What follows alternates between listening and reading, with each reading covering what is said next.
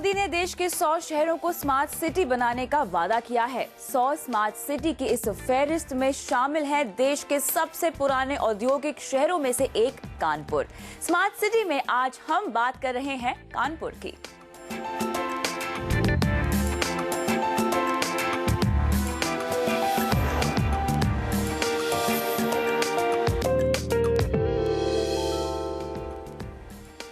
PM Modi ने देश के 100 शहरों को स्मार्ट सिटी बनाने का वादा किया है। उनमें उत्तर प्रदेश का कानपुर शहर भी शामिल है। इस शहर की क्या खासियत है, आइए जानते हैं।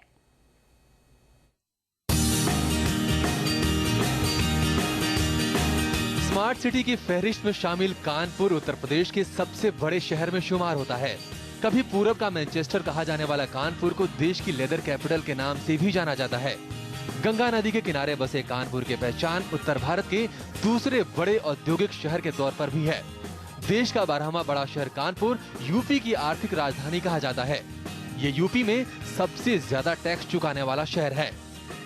कानपुर एक जमाने में मेरे को याद है कि मैनचेस्टर ऑफ इंडिया कहलाया जाता था एंड उसमें कोई दोहराई नहीं है कि इस शहर में पोटेंशियल नहीं है। पोटेंशियल तो बहुत है इस शहर में। गवर्नमेंट का सपोर्ट भी कहीं ना कहीं मिलता रहता है इंडस्ट्रीज को, इस यहाँ के नागरिकों को। कानपुर की लेदर इंडस्ट्री अपनी क्वालिटी के लिए दुनिया भर में जानी जाती है। यहाँ के जूते, वॉलेट और हैंडबैग्स तो मशहूर हैं ही। कानपुर देश में चमड़े की काठी बनाने वाला अकेला केंद्र है। यहाँ की लेदर इंडस्ट्रीज की एक बड़ी खासियत यह है कि ये बफेलो लेदर यानी भैंस की चमड़े पर आधारित है। अगर यहाँ पर इंडस्ट्रीज को ठीक से सपोर्ट मिले तो डेफिनेटली इसकी यूएसपी इससे बहुत अच्छी हो सकती है। It can be one of the biggest tax payers of India.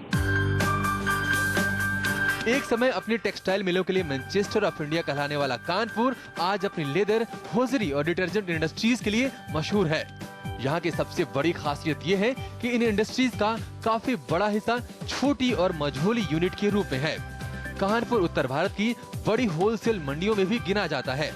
यहाँ खास तौर पर मसालों और अनाज का कारोबार बड़े पैमाने पर होता है। एज अर्ली और एज लेट 60s और 70s में भी कानपुर पूरे नॉर्थ इंडिया का हुआ करता था।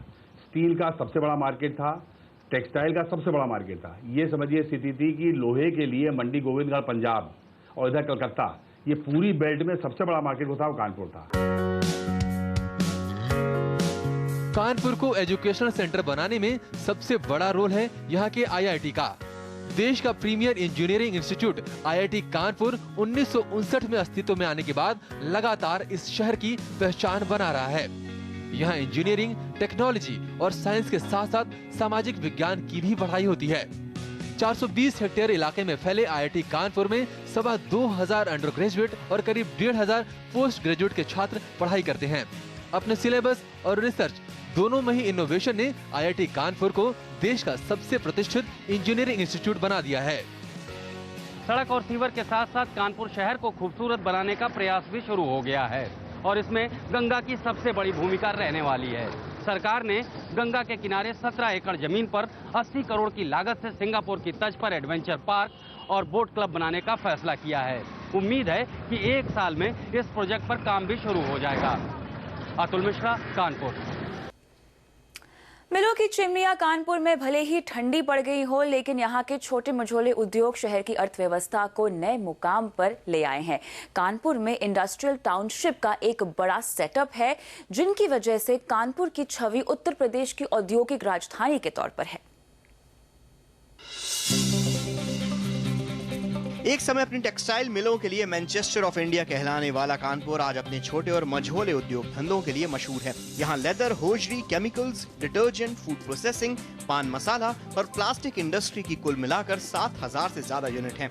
इनका सालाना टर्नओवर 30,000 करोड़ रुपए के करीब है। इन इंडस्ट्रियल यूनिट्स में शहर के 2.5 लाख से ज्यादा लोगों को रोजगार मिला हुआ है।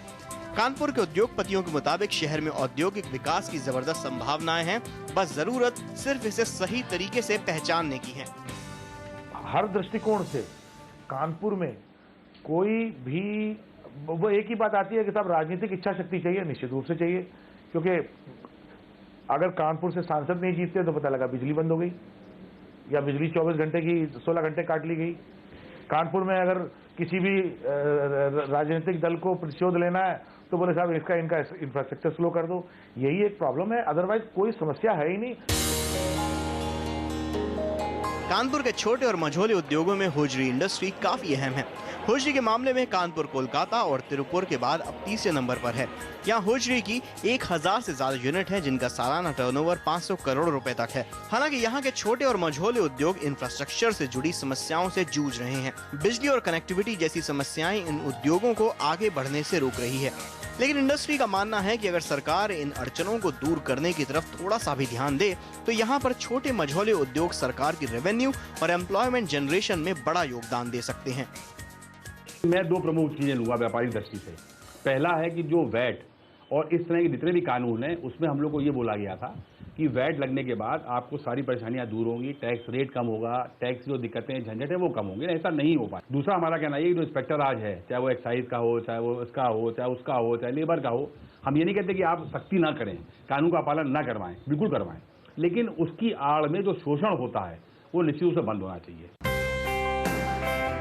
सुविधाओं की कमी के बावजूद छोटे उद्योगों से शुरुआत करते हुए कानपुर ने देश को कई बड़े ब्रांड दिए हैं, जिनमें घड़ी डिटर्जेंट, पान पराग, रोटोमैक, रेड टेप शूज और जेट निट वियर्स जैसे ब्रांड शामिल हैं। हालांकि सरकार के सहयोग के साथ साथ नई इंडस्ट्रीज और कंपनियां अगर यहां अपना कदम रखती हैं, तो कानपुर के इंडस्ट्रियल डेवलपमेंट को नया मुकाम मिल सकता है। औद्योगिक शहर के तौर पर मशहूर कानपुर को नई गति देने के लिए इस समय यहाँ पर कई नई योजनाओं पर काम तेजी से चल रहा है। आर्थिक राजधानी के तौर पर कानपुर का रुतबा दोबारा बहाल करने के लिए सरकार इस शहर की नए सिरे से अर्बन प्लानिंग पर विचार कर रही है। इसके लिए कंसल्टेंट की नियुक्ति की जा चुकी है। अतुल मिश्रा, कानपुर।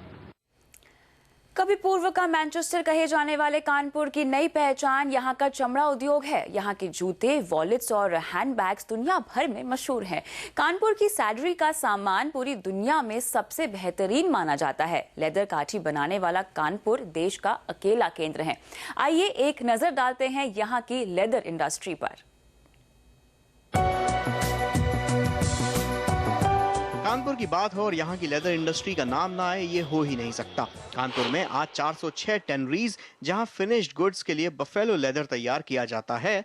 अभी यहाँ करीब 1000 हाउस होल्ड यूनिट्स हैं, जहाँ harness saddlery, safety shoes, furniture upholstery, handbags, wallet और लेदर गारमेंट तैयार किए जाते हैं। इसमें सबसे बड़ा कारोबार करीब सालाना 1900 करोड़ रुपए का जूते का है। यहाँ के कुल लेदर कारोबार में इसकी हिस्सेदारी करीब 26% है।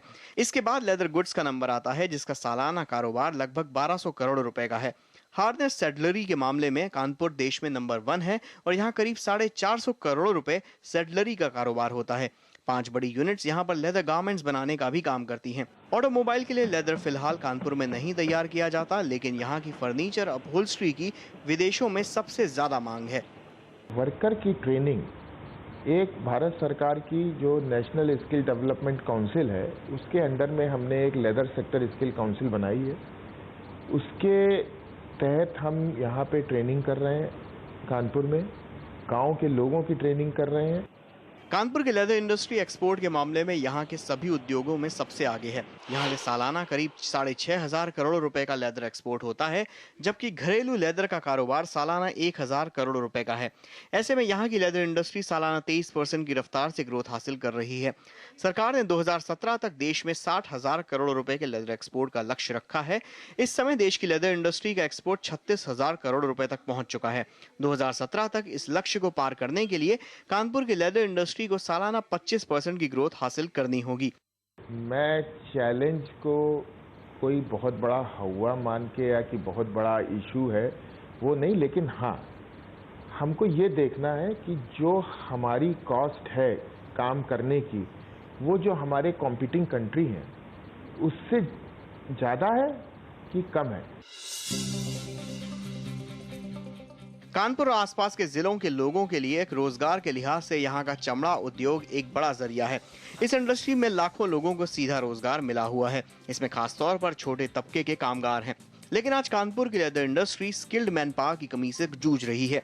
इसके लिए यहाँ की लेदर इंडस्ट्री ने वर्कर्स की ट्रेन करने की पहल की है और अब तक करीब 18,000 वर्कर्स को ट्रेन भी किया जा चुका है। इसके अलावा लेदर इंडस्ट्री को विकसित करने के लिए कानपुर के रमईपुर और हरदोई के संडीला में लेदर क्लस्टर बनाया जा रहा है।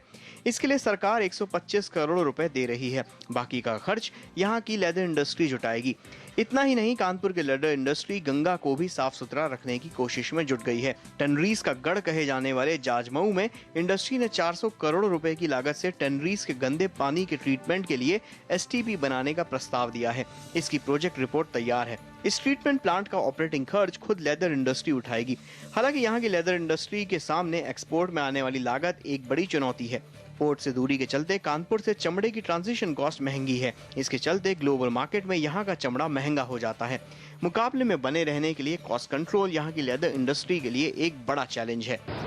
चेन्नई की लेदर इंडस्ट्री के बाद कानपुर की लेदर इंडस्ट्री देश में दूसरे नंबर पर है। लेकिन यूरोप हो या इंडोनेशिया, कानपुर की लेदर की हर जगह एक अलग पहचान है। लेकिन यहाँ की इंडस्ट्री वर्कर्स की कमी, साथ ही एक्सपोर्ट की ज्यादा लागत से जूझ रही है।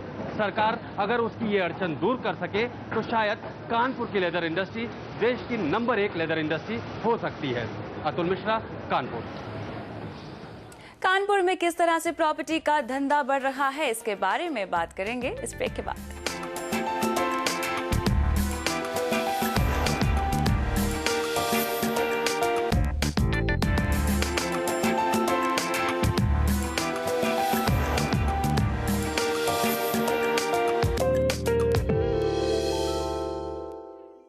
कानपुर की पहचान केवल एक औद्योगिक शहर की ही नहीं रही, ये अपने होलसेल मार्केट के लिए भी मशहूर है। कानपुर उत्तर प्रदेश का ही नहीं बल्कि पूरे उत्तर भारत का ट्रेडिंग हब माना जाता है। आसपास के राज्यों से हर रोज यहाँ बड़ी तादाद में मसालों, अनाज और दूसरे सामानों की होलसेल खरीदारी की जाती है। रिटेल शॉपिंग के लिहाज से भी आसपास के इलाकों के लिए कानपुर सबसे बड़ा बाजार है। कानपुर को सबसे कमाऊ जिला बनाने में यहाँ की ट्रेडर्स का बड़ा योगदान है।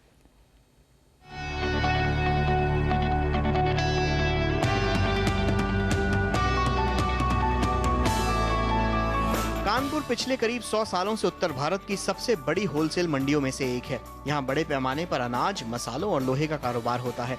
आसपास के जिलों के अलावा बिहार और मध्य प्रदेश के लिए कानपुर सबसे बड़ा बाजार है।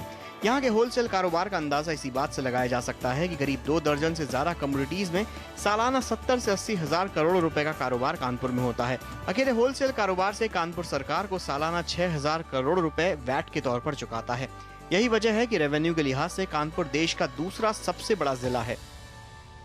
यहाँ पर बड़े बड़े ट्रेडर्स हैं और चूंकि यहाँ पर इंडस्ट्री अब नहीं है, कानपुर में इंडस्ट्री की स्थिति यह है कि कुछ एक अगर 2-4 लोगों को हम छोड़ दें तो इंडस्ट्री शनाय पर समाप्त हो चुकी है। उसके बाद भी 50 लाख की आबादी को कैटर करने के हिसाब से बहुत मार्केट में पोटेंशियल है। और कानपुर में खासतौर पर मशीनरी, लोहा, कपड़ा, होजरी, किराना और गल्ला, इसका बहुत बड़ा मार्केट है और बहुत अच्छी संख्या में यहाँ पर ट्रेडर्स हैं जो ट्रेडिंग का काम करते हैं।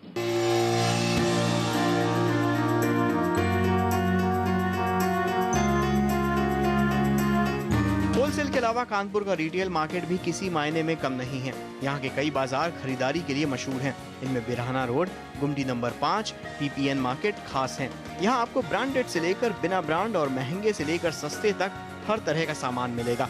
पॉश मार्केट की बात की जाए तो यहाँ का नवीन मार्केट लखनऊ के हजरतगंज और इलाहाबाद के सिविल लाइंस की तरह ही है। नवीन मार्केट को कानपुर का कनॉट प्लेस भी कहा जा सकता है। इसे खास बनाती है इसकी प्राइम लोकेशन। यहाँ पर सभी नामी गिरामी ब्रांड्स आपको एक ही जगह पर मिल जाएंगे। फिलहाल नवीन मार्केट में करीब 1000 से ज्यादा दुकानें हैं और यहाँ का सालाना टर्नओवर करीब 2500 करोड़ रुपए से भी ज्यादा है। ये तो रही ट्रेडिशनल मार्केट की बात, लेकिन खरीदारी के शौकीनों के लिए अब यहाँ मॉल कल्चर भी डेवलप होने लगा है। जेड स्क्वायर और रेव जैसे मॉल्स ने कानपुर में इसकी शुरुआत कर दी है। यानी शॉपर्स के लिए हर तरह का ट्रेंड कानपुर में मौजूद है। लेकिन एंटरटेनमेंट और रिक्रिएशन एक्टिविटी के लिए कानपुर में अभी बहुत कुछ किए जाने की जरूरत है। सरकार ने भी इस जरूरत को समझ लिया है, लिहाजा मोती झील और फूलबाग जैसे डेस्टिनेशंस को रीडेवलप करने की योजना पर काम शुरू कर दिया गया है। अतुल मिश्रा, कानपुर। कानपुर में हजारों की संख्या में पनपे छोटे उद्योगों ने शहर को हाई इनकम ग्रुप के साथ साथ नया मिडिल क्लास भी दिया है, जिसने यहां रियल एस्टेट की सूरत बदल दी है। हाउसिंग को लेकर लोगों के नजरिए में अब तेजी से बदलाव आ रहा है। नतीजा ये कि अब लोग धीरे धीरे ग्रुप हाउसिंग सोसाइटी और फ्लैट कल्चर को पसंद कर रहे हैं। कानपुर का रियल एस्टेट सेक्टर किस तेजी से बढ़ रहा है, बता रहे हैं अतुल मिश्रा।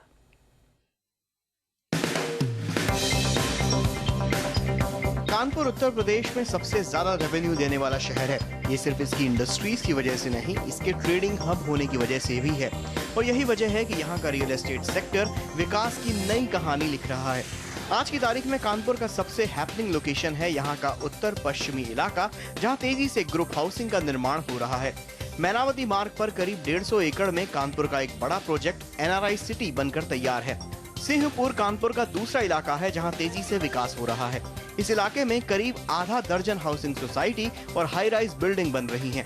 इसके अलावा GT रोड पर कल्याणपुर और इंदिरा नगर और सिंहपुर बिठूर रोड पर बड़े पैमाने पर रियल एस्टेट प्रोजेक्ट चल रहे हैं।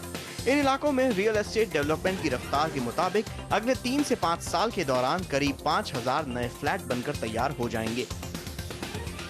कानपुर शहर में जहाँ तक रियल एस्टेट का सवाल है, हमेशा ही डेवलपमेंट रहा है। बेसिक जो प्रॉब्लम्स रहती है वो इंफ्रास्ट्रक्चर की रहती है। इंफ्रास्ट्रक्चर से रिलेटेड जैसे सपोज रोड है, ड्रेनेज है, आपका इलेक्ट्रिसिटी है, इस तरीके की जो प्रॉब्लम्स हैं। लेकिन स्टेट गवर्नमेंट ने अभी विगत कुछ महीनों से, मोस्ट प्रॉब्ली जब से इलेक्शन हुआ है उसके बाद से काफ़ी फोकस किया है और कानपुर शहर में एक अच्छे तरीके से फंड्स का पंप किया है। हर एरिया में डेवलपमेंट कर रहे हैं। कानपुर के रियल एस्टेट सेक्टर को यहाँ चल रहे कई इंफ्रास्ट्रक्चर प्रोजेक्ट का भी फायदा हो रहा है। जिला प्रशासन शहर की सड़कों और सीवर लाइन को सुधारने के लिए तेजी से काम कर रहा है। प्रशासन ने 22 चौराहों के सौंदर्यीकरण के लिए बिल्डरों से टाई अप भी किया है। यही नहीं, मैनावती मार्ग और बिठूर रोड की 4 लेनिंग का काम भी शुरू हो चुका है। इन्हीं सब बातों के बीच शहर का रियल एस्टेट मार्केट तेजी से डेवलप हो रहा है। कानपुर के नए डेवलप हो रहे इलाकों में फिलहाल 2000 से 2500 रुपए स्क्वायर फीट का भाव मिल जाएगा, लेकिन शहर के पॉश इलाकों में बन रही ग्रुप हाउसिंग सोसाइटी में ये रेट 5500 से 7500 रुपए स्क्वायर फीट तक है। हालांकि कानपुर में बजट हाउसिंग की ही डिमांड ज्यादा है और डेवलपर भी इसी कैटेगरी को फोकस कर रहे हैं। कानपुर डेवलपमेंट अथॉरिटी भी अफोर्डेबल हाउसिंग को बढ़ावा दे रही है और जल्द ही एक हाउसिंग स्कीम का ऐलान होने वाला है। इट इज ए वेरी क्या बोल सकते हैं, it's a revolutionary kind of A policy. उसमें बहुत सारे ऐसे उन्होंने प्रोविजंस रखे हैं उसमें, जैसे उन्होंने उसमें सपोज कोई अफोर्डेबल हाउसिंग में, जैसे उसमें मेन उद्देश्य है कि एक आम आदमी को 25 लाख तक का, मतलब घर 25 लाख के अंदर घर मिल जाना चाहिए। इसके अलावा ट्रांस गंगा सिटी प्रोजेक्ट 1100 एकड़ जमीन पर डेवलप हो रहा है। प्रोजेक्ट के लिए जमीन अधिग्रहण का काम करीब पूरा हो चुका है। ये एक मल्टी टाउनशिप प्रोजेक्ट है जहां प्राइवेट डेवलपर्स घर बनाएंगे। फिलहाल यहां ढेरों प्रोजेक्ट चल रहे हैं जो मिडिल और हाई इनकम मिडिल क्लास को ध्यान में रखकर बन रहे हैं। इनमें शामिल है मैनावती मार्ग पर विनायक श्री रियल एस्टेट का NRI हाइट्स, सिंहपुर में रुद्र रियल एस्टेट का project Rudra green, Galaxy real estate developers का प्रोजेक्ट शिवाली अटालिका, कल्याणपुर में NG कंस्ट्रक्शन का गुलमोहर एक्सोटिका, इंदिरा नगर में रतन ऑर्बिट और कान्हा श्याम रेसिडेंसी। अगर आप हाई एंड प्रॉपर्टी में दिलचस्पी रखते हैं तो शहर के सबसे पॉश इलाके कानपुर सेंट्रल में स्वरूप नगर में project emerald garden, project habitat या प्रोजेक्ट पैराडाइज में भी फ्लैट खरीद सकते हैं। इस वक्त कानपुर में लोग अपने रहने के लिहाज से ही घर खरीद रहे हैं और यहाँ निवेशकों की तादाद काफी कम है, लेकिन प्रॉपर्टी के तेजी से बढ़ते भाव ने अब निवेशकों को भी आकर्षित करना शुरू कर दिया है। आने वाले दिनों में कानपुर शहर की तस्वीर आपको कुछ बदली हुई मिल सकती है। ट्रांसगंगा और बिठूर जैसे इलाकों के अलावा शहर की पुरानी आबादी वाले इलाकों में भी आपको मॉडर्न और हाई राइज हाउसिंग सोसाइटी देखने को मिलेंगी, क्योंकि सरकार ने BIC के खाली पड़े बंगलों को फ्री होल्ड करने का मन बना लिया है। इसके साथ ही UPSRTC की खाली पड़ी जमीनों को रिडेवलप करने के लिए यहाँ के प्रशासन ने एक ज्वाइंट वेंचर भी किया है। अतुल मिश्रा, कानपुर। उद्योग धंधों के अलावा कानपुर एक बड़ा एजुकेशन सेंटर भी है। यहाँ इंजीनियरिंग, मैनेजमेंट, मेडिकल, आर्ट्स और एग्रीकल्चर के करीब 70 कॉलेज और इंस्टीट्यूट्स हैं। ये इंस्टीट्यूट कानपुर में क्वालिटी एजुकेशन के साथ ही इनोवेशन में भी अहम योगदान दे रहे हैं।